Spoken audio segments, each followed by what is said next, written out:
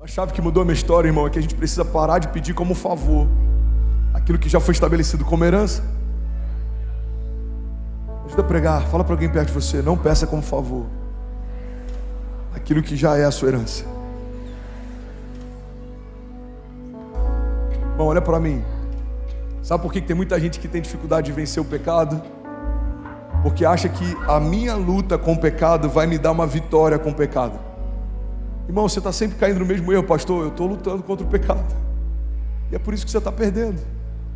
Porque a nossa vitória contra o pecado não fala a respeito de uma vitória que eu vou enfrentar. Fala a respeito de uma vitória que Jesus já enfrentou. A vitória contra o pecado está ligada à herança. Eu não vou vencer o pecado porque eu sou forte. Não, eu vou vencer o pecado porque Jesus na cruz, Ele venceu os principados e potestades e fez de todos eles um espetáculo público, triunfando sobre eles no Calvário.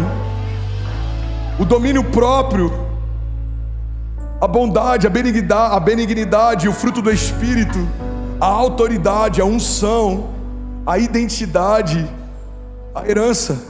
Tudo isso está disponível porque há mais de 2000 anos atrás Jesus já venceu por nós. Ele recebeu o que era meu e Ele deu para mim o que era dele. Isso é herança. A glória da igreja está na herança, a força da igreja está na herança, a autoridade da igreja foi concedida como herança. Então não peça como favor aquilo que já é a sua herança. Somos mais do que vencedores. Em Cristo Jesus somos mais do que vencedores. Alguém está comigo? Diga amém. Outra coisa importante é a gente entender que nós somos como o nosso Pai é. Você é exatamente como o seu Pai é. Por isso que é tão importante sabermos quem o nosso Pai é. Porque quanto mais conhecemos a Deus, mais nós nos conhecemos. Quanto mais entendemos como Ele se move, mais a gente entende o que a gente carrega. Já falei sobre isso aqui 1000 vezes, mas vai ser novo para alguém. Eu lembro de uma vez que a Cécia, pequenininha, ela amava cantar aquela música Cordeiro e Leão. E ela me perguntou, pai, por que Jesus morreu como um cordeiro e Ele ressuscitou como um leão? Por que a música fala disso? Eu falei, filha, porque quando Jesus veio, Ele não veio para se defender, Ele veio para se entregar. E é por isso que Ele veio como um animal, um dos animais mais indefesos. Não existe dispositivo de defesa num cordeiro. Ele veio para se entregar, mas depois que Ele morreu e ressuscitou, Ele ressuscita como um leão. Ele é o leão da tribo de Judá, Ele governa. E eu quero que você lembre disso, irmão. Se somos filhos de Deus, somos assim como Deus é. Se Ele é um leão, nós somos também.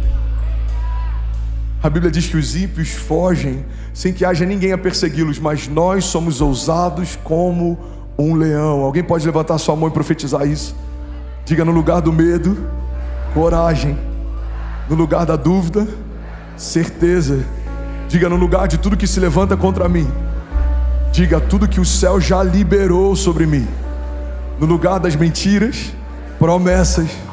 No lugar da angústia, diga: a paz que excede todo entendimento. Nós não somos daqueles que retrocedem, nós somos daqueles que permanecem e serão salvos. Diga: independente do que se levanta, diga: eu sei quem me garante.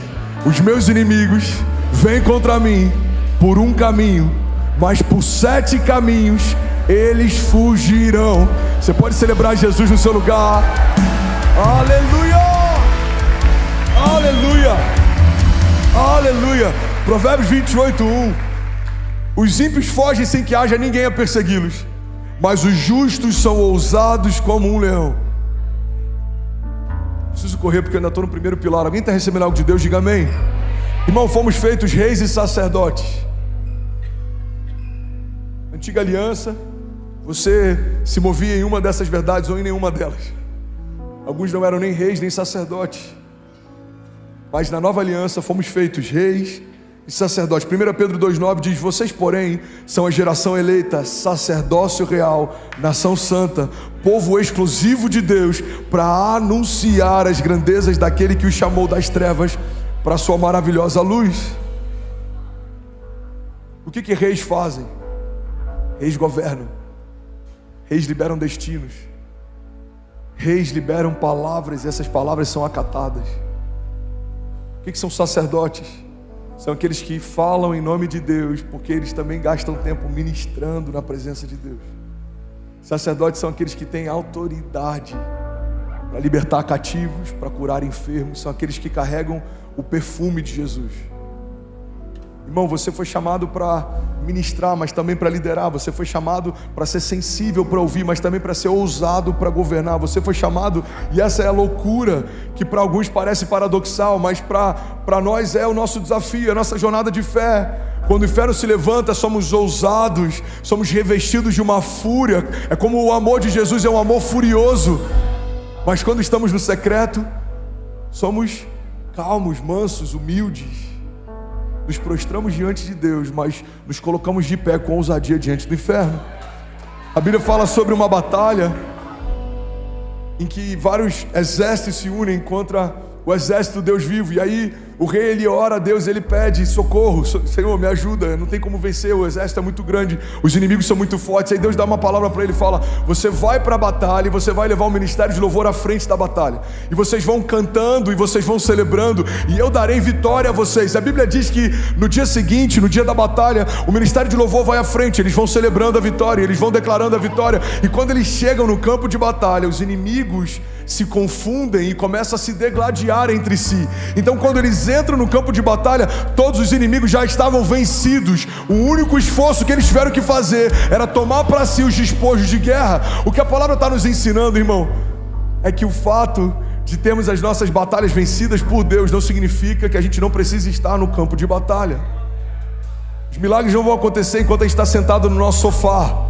Você precisa crer e não duvidar, você precisa se posicionar em fé, você precisa ser ousado, você precisa avançar. Os seus inimigos aqui baterão em retirada, é o que a palavra diz: as portas do inferno não prevalecerão. Irmão, portas não são armas de ataque, portas são dispositivos de defesa. O que a palavra está dizendo é que a igreja vai marchar em direção ao inferno, e as portas do inferno não prevalecerão. Alguém comigo aqui, pelo amor de Deus?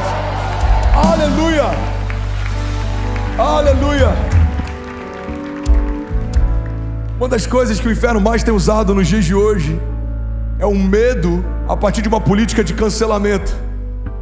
Eu não vou falar sobre ideologia de gênero porque eu posso ser preso.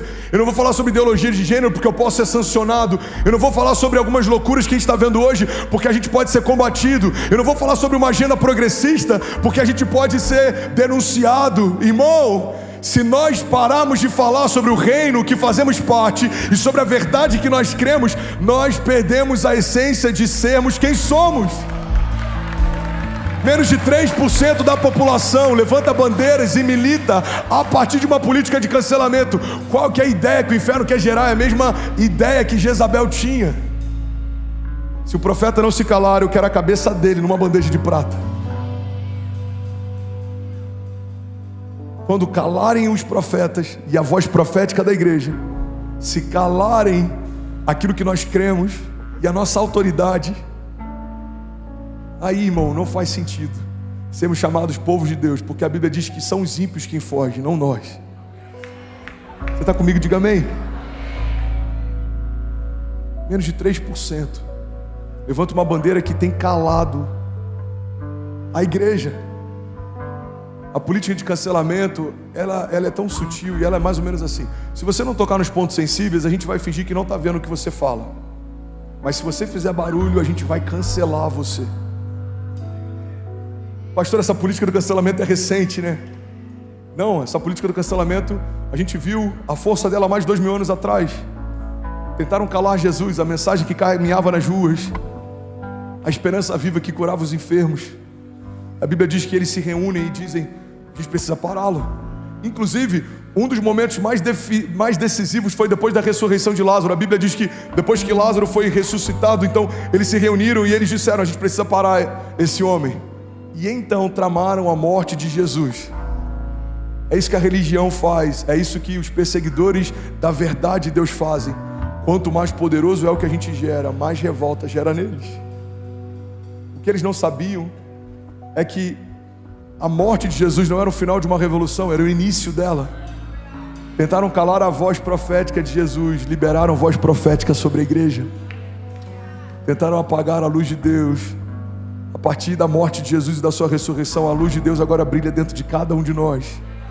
Irmão, a igreja sempre sai mais forte de uma perseguição. A gente precisa caminhar debaixo de poder e de autoridade. Alguém comigo aqui?